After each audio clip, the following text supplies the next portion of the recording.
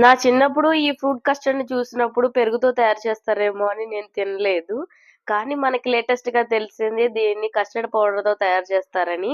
అలా తెలిసినప్పుడు మరి తయారు చేయకుండా అయితే ఉండం కదా! ఫుల్ క్రీమ్ మిల్క్ అయితే తీసుకున్నాను హాఫ్ లీటరు. దీనిలోకి vanilla custard powder 2 table spoon వరకు తీసుకొని, కొంచెం వాటర్ ఏసి ఇది మిక్స్ చేసుకొని ఒక పక్కన పెట్టుకోవాలి.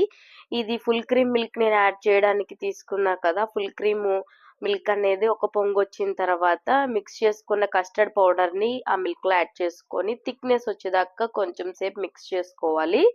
మిక్స్ చేసుకున్న తర్వాత నేను ఇందులోకి జాగరీ పౌడర్ వాడుతున్నాను. షుగర్ అయితే నేను అవాయిడ్ చేసేస్తాను కాబట్టి. ఇందులో మన దగ్గర ఉన్న ఫ్రూట్స్, డ్రై ఫ్రూట్స్ మిక్స్ చేసుకొని ఒక 1 అవర్ రిఫ్రిజిరేటర్‌లో పెట్టుకొని తర్వాత సర్వ్ చేసుకోవడమే. ఎలా ఉంది మన కస్టర్డ్, ఫ్రూట్ కస్టర్డ్ అయితే చాలా బావుండిద్ది. ఎప్పుడైనా పిల్లలు చక్కగా తిన్నప్పుడు ఇలా ఒకసారి ట్రై చేయండి. నేను ఇందులోకి టాపింగ్ కోసం సబ్జాలు కూడా వేశాను. వెళ్ళే ముందు మన వీడియోకి ఒక లైక్ అయితే ఇచ్చి వెళ్ళండి. సబ్స్క్రైబ్ చేసుకోవడం మర్చిపోమాకండి. ఉంటా.